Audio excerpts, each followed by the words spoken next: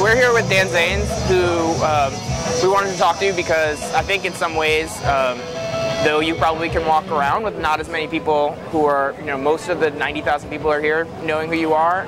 In a lot of ways, you are way, way, way more famous than a huge amount of the artists that are playing. You're the biggest children's rock star in the universe, I think. But I was thinking about maybe about 20 years ago, you were in Del Fuegos, who are a band that really could have played a festival like this. We were always wanting to do anything where there were other musicians, and we never really seemed to make it that way unless we went to Europe. Oh. We always felt like we were kind of on our own in a little bubble, which is probably not the healthiest way to travel. We would have loved something like this, just to hang out and meet other guys who were going through the same thing we were going through. What were you going through? Just, had no friends. Not because we were unpleasant people, but just, always traveling. And we would run into the circle jerks in truck stops. And that for us was a big social event. We dug their music all right, but it was just that they were another band, so we just got to know them. I remember that very clearly, so we were desperate for company. Does that feel like the same now, or does it feel like a different kind of community? No, I feel really connected to my audience now. It's fantastic. There's always something to do in any town that we go to.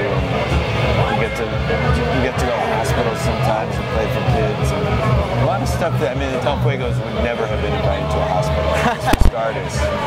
But just things that, things that feel like I get to be a useful member of society. And I just feel very connected to the audience through electronic media, emails and Facebook and all that stuff is really nice. Yeah. It's like, what is the experience like different of playing a giant festival like this as opposed to playing, a show that you would play at home in Brooklyn, or even a show that you played 20 years ago, where you would run into circle jerks later on? Well, one thing that was really nice about this was because we really wanted to do it, but they have, they don't have a ton of money to go into the kids' area. So what we did was we came out as a trio with the drummer and the fiddle player, and we used the Chicago Symphony Youth Orchestra. So there's the trio and then 20 other people on stage. And they rehearsed enough to do the entire set with us. It's crazy. And it was really great. And so it forced us to be creative, but it also, we got to be in it with some real serious teenage energy and teenage talent. So it was beautiful. The whole thing was really nice, and it feels like there's a top-down sort of caring for the fans. They get security guys. Everybody seems no one's giving anybody a hard time.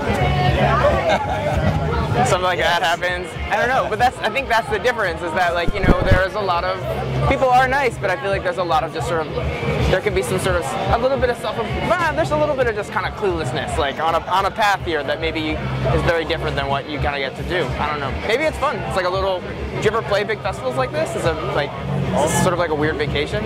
It's a weird vacation to be around so many rock and roll bands. When we do festivals now, it tends to be international arts festivals, so it'll be dance, theater. We're booked by the same people that booked Philip Glass and Laurie Anderson, so we're in that performing arts world. So this is like a rock vacation for me. That's cool.